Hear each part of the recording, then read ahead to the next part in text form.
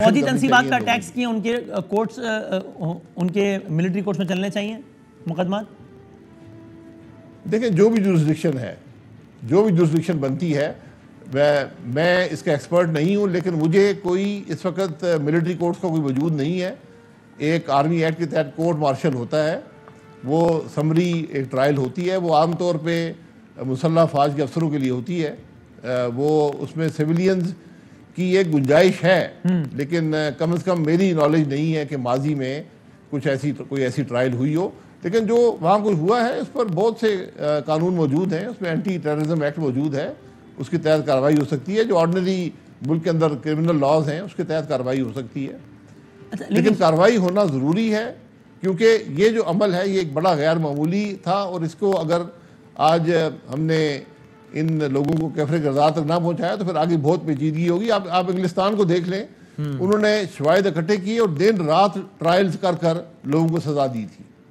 तो यही जरूरत आज यहाँ पर भी है कि ऐसा अभी अमेरिका में तो कल की बात है ना, जब अमेरिका में हुआ कैपिटल हिल पे हम लोग के लोगों को जिस तरह सजाएं दी गई, तो कल की बात है। इंग्लिस्तान में तो फिर कुछ साल हो गए, 6 7 8 साल बिल्कुल।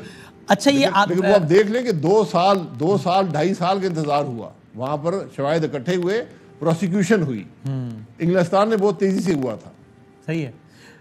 ये नई नई सियासी सब बंदियां हो रही हैं, तो इसलिए सवाल पूछ रहा हूँ। वैसे आपकी शायद खाकान साहब किसी भी उन्वान से हालिया दिनों में जहांगीर तरीन साहब से कोई रब्ता या मुलाकात हुई है? नहीं, मेरी उनसे मुलाकात नहीं, मेरी उनसे शायद 5-6 साल से मुलाकात नहीं हुई। और ये आपका जो हम ख्याल ग्रुप है, मिफ्ता साहब वगैरह, इनकी कोई इस एजेंडे पे मुलाकात के आगे साथ मिलकर करना है कुछ, ऐसा कुछ?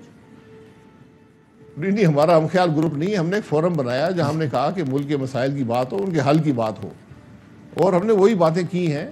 उसमें कोई ऐसी बात नहीं है कि हम किसी के साथ शामिल हो रहे हैं, कुछ कर रहे हैं। हम तो अपनी जमात के साथ हैं। और ये जो आपका ग्रुप है, ये कोई सियासी जमात भी बनने नहीं जा रहा आगे आने वाले हफ्तों में, ऐसा भी कुछ कयास करना गलत होगा? ऐसी कोई सोच अभी नहीं है, ऐसी कोई सोच नहीं है। लेकिन मैं ये कह रहा हूँ कि आप अगर मसाइल का हल नहीं आज ढूंढेंगे और एजेंडा नहीं बनाएंगे, तो आगे जो इलेक्शन है वो बेसूद साबित होंगे। ये बुनियादी बात है। सही है।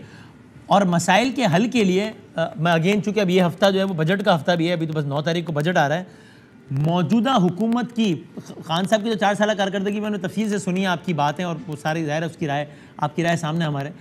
मौजूदा 1 साल में इस हुकूमत ने कैसा चलाया मुआशी तौर पे मुल्क को, शाहिद साहब? यानी कि उसका आप कितना फीसद जिम्मा, क्या आप सारे का सारा जिम्मा इमरान खान साहब को समझते हैं कि जनाब इतना बड़ा गर्क किया था कि इससे अच्छा चल नहीं सकता था, यानी बहुत कोताहियाँ हुई हैं इस हुकूमत से भी मुआशी एतबार से? देखिए, जो कुछ इस हुकूमत को मिला वो एक आम सी बात होगी, विरसे में मिला। मैं विरसे की बात नहीं करूँगा, लेकिन जिस तरह इमरान खान साहब ने हुकूमत चलाई है, उसके बाद पाकिस्तान के हालात दुरुस्त करने के लिए मेरी नज़र में आपको कम से कम 5 साल का अरसा दरकार है, सिमत को दुरुस्त करने के लिए। अरे अच्छा। ये आप इस बात को ज़रूर समझ लें कि आज जहाँ पर हम खड़े हैं, ये इतने मुश्किल मुआशी हालात हैं कि उनको तय करना किसी के बस की बात नहीं है। अभी जो आने वाला बजट है, अब इस गवर्नमेंट को, ज़ाहिर है हर गवर्नमेंट जो पाकिस्तान में करती है, नूनी की गवर्नमेंट ने भी किया था, मिफ्ता साहब ने जब आखिरी बजट दिया था, वो इलेक्शन बजट होता है, उसमें कुछ ऐसे फैसले भी किए जाते हैं जो इकोनॉमिकली बहुत आइडियल नहीं होते, लेकिन उनका पॉलिटिकल माइलेज मिलता है, पॉलिटिकल कैपिटल बढ़ता है, तो वो काम किए जाते हैं। अब ये आपके ख्याल में इस हुकूमत को आइडियली क्या करना चाहिए इस बजट में? फिलहाल IMF की चुंगल से अपने आप को आज़ाद करा के एक इलेक्शन वाला बजट बना लेना चाहिए ताकि थोड़ा सियासी फ़ायदा हो जाए, क्योंकि आगे इलेक्शन लगा हुआ है, या फिर एक सख्त फैसले करने चाहिए, बस ठीक है मजीद प्राइस पे करें? देखिए, ये आपके हाथ बंधे हुए हैं, जिसको हम रिलीफ कहते हैं। वो रिलीफ का कोई अंसर इस बजट में शामिल नहीं हो सकता, क्योंकि हमारा मुल्क सारा अब कर्जे पे ही चल रहा है। जितनी हमारी आमदन है वो हमारा सूद भी पूरा नहीं करती। तो आपको मुल्क चलाने के लिए, हुकूमत चलाने के लिए, दिफा के लिए, डेवलपमेंट के लिए अजाफी कर्जा लेना पड़ेगा। तो इसलिए ये बड़े मुश्किल हालात है। इसमें रिलीफ की बात क्या, सिर्फ कोशिश ये हो कि अवाम पर मज़ीद बोझ ना पड़े, और यही कैफियत आपके अगले 5-6 बजट्स की भी होगी। हमारे बहुत ही मुश्किल हालात हैं, इनका एहसास हमें शायद मुकम्मल तौर पर भी नहीं है। नहीं, तो ये जो हालिया जो रिलीफ दिए हैं पेट्रोलियम मसनूआत की कीमतों वगैरह में, ये भी आपके ख्याल में क्या सही फैसले नहीं हुए? मईशत को इसका भी बोझ उठाना पड़ेगा?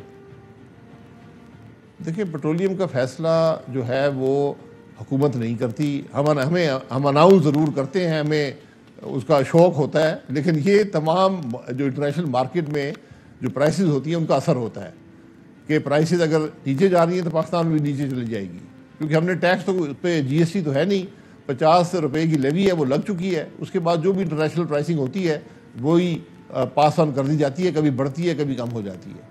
तो ये रिलीफ जो है वो मार्केट तरफ से आता है, हुकूमत ये नहीं करती। अच्छा सही है, चले वही बहस है कि अभी इदारे कितने आज़ाद होते हैं सियासी असर व रसूख से, लेकिन आप शायद सब स्ट्रेट सवाल, IMF के बगैर पाकिस्तान डिफ़ॉल्ट कर जाएगा? अल्लाह ना करे। नहीं, मैं देखें डिफ़ॉल्ट की बात नहीं करनी चाहिए, लेकिन आपके पास कोई और चॉइस है नहीं। आपको IMF के एक नए प्रोग्राम में जाना पड़ेगा, क्योंकि IMF क्या करता है, IMF एक डिसिप्लिन आपके निज़ाम में नए प्रोग्राम में कमेंट करने से पहले बताएं कि ये वाला जो है ये तो फिर ये गया, चूंकि अब तो क्या 5 तारीख हो गई है, 30 तारीख को तो ये वाला ख़त्म है फिलहाल, या इसकी भी किस्त लेने का भी इम्कान है? छोड़ दें जी, छोड़ दें जी। नहीं, इसको यही छोड़ दें, कोई मकसद नहीं है इसको मज़ीद पीछा करने का। नए प्रोग्राम को नेगोशिएट कर लें और उस पर इम्प्लीमेंटेशन करें, क्योंकि आपके जो लेंडर्स हैं, आपके जो दोस्त ममालिक हैं, वो सब जो ओवरसाइट के लिए वो IMF की तरफ देखते हैं। IMF नहीं होगा तो फिर आपको लैंडिंग में बहुत सीरियस प्रॉब्लम्स आएंगे, तो इसलिए IMF का होना बड़ा ज़रूरी है। ठीक है। और सर टुवर्ड्स द एंड आपसे आपकी पार्टी का सवाल कि वो मतलब आप अपनी जमात की लीडरशिप से, नवाज शरीफ साहब, शहबाज साहब, मरियम बीबी से अमलन आप जिस तरह पहले फ़ाल थे सर राब्ते में हैं, या फिलहाल नहीं है कोई ज़्यादा? नहीं, बिल्कुल राब्ता है। मियाँ साहब से और इस जमात से मेरी 35 साल से ज़्यादा की वाबस्तगी है। पिछले हफ्ते भी मियाँ नवाज शरीफ साहब से मुलाकात हुई थी। कोई नाराज़गी कोई पार्टी से कुछ नहीं? नहीं, नाराज़गी सियासत में नहीं होती, नाराज़गी की कोई गुंजाइश नहीं है। अच्छा। आपके राय होती है, उस राय का इजहार आदमी जो पार्टी का फोरम होता है उस पर कर देता है। शाहिद खान कभी चौधरी निसार का रास्ता नहीं अपनाएंगे, वो वाला रास्ता नहीं अपनाएंगे? नहीं, मैं देखें जो निसार साहब का अपना फैसला है, मैंने तो आपको जिक्र कर दिया है कि मेरी कोशिश ये है कि जो सियासी निज़ाम है उसके अंदर ये सलाहियत हो और ये सोच हो कि हम मुल्क के मसाइल हल कर सकें। Thank you sir, thank you very much. बहुत शुक्रिया पाकिस्तान वज़ीर-ए-आज़म शाहिद खान अब्बासी साहब की, आपने सियासी और मुआशी उमूर के हवाले से बतौर मजमूई राय सुनी। आगे बढ़ते हैं अगली स्टोरी की जानिब और ज़रा विफाक से छलांग लगा के आते हैं कराची, जहाँ पर एक अजब मुअम्मा है। वो बल्दियाती इलेक्शन में पता नहीं कितने महीने हो गए और वो उसके बाद जो है वो एक फेस चला, वो सारा कुछ मैं रिपीट नहीं करता, फास्ट फॉरवर्ड करके फिर ये कि पीपल्स पार्टी ने कहा भाईजान मेयर तो हमारा ही बनेगा। इतना है, हाफिज नईमुर रहमान साहब कहते रहे मेयर तो हमारा ही बनेगा। आज की तारीख में पोजीशन ये है कि जमात इस्लामी और PTI का इत्तेहाद हो गया है, इनके नंबर ज़्यादा हैं, पीपल्स पार्टी के किसी भी और